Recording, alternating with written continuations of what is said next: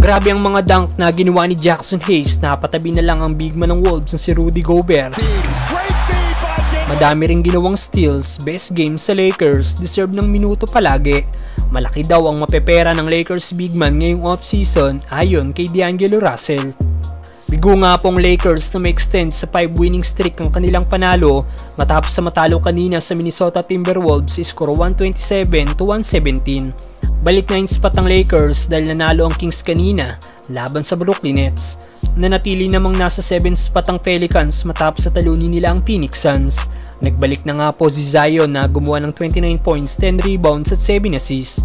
Well, wala nga po si LeBron sa laro kanina, dala ng flu-like symptoms na meron ito.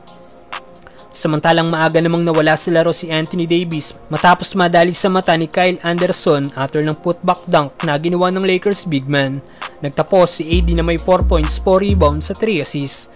At after mawala ni Davis sa laro, si Jackson Hayes na nga pong tumayong primary big man ng team kung saan solid game ang naging laro ni Hayes na masasabi nating best game niya bilang isang Lakers.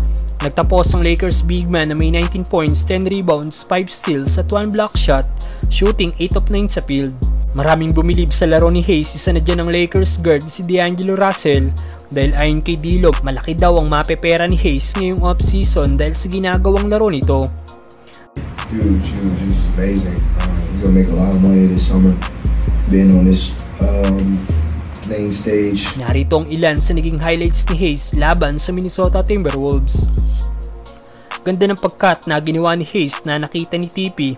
Late reaction para sa Wolves, 200 dunk para sa Lakers big man. Hindi naman nagawang pigilan ng Wolves big man na si Rudy Gobert ang ginawang easy basket ni Jackson Hayes.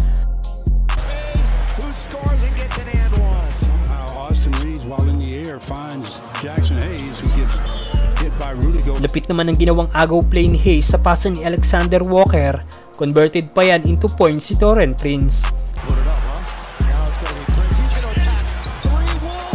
Sa play namang ito, napatabi na lang din si Rudy Gobert matapos ang 200 dunk na ginawa ni Jackson Hayes. Nakapokus nga pong mga Wolves player kay Dilo kaya naiwan na namang libre ang Lakers big man. Slam dunk na naman para kay Jackson Hayes.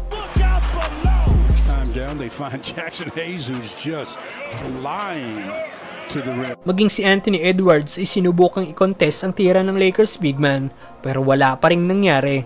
Maging si Jaden McDaniels ay dali-daling tumabi matapos makabuelo na si Hayes na gumawa na naman ng isang dunk. Ganda naman ang ginawang pag-deflect ni Hayes sa pasang ginawa ni Ant-Man. Nakuha ng Lakers ang bola at si Rui Hachimura naman ang gumawa ng slam dunk.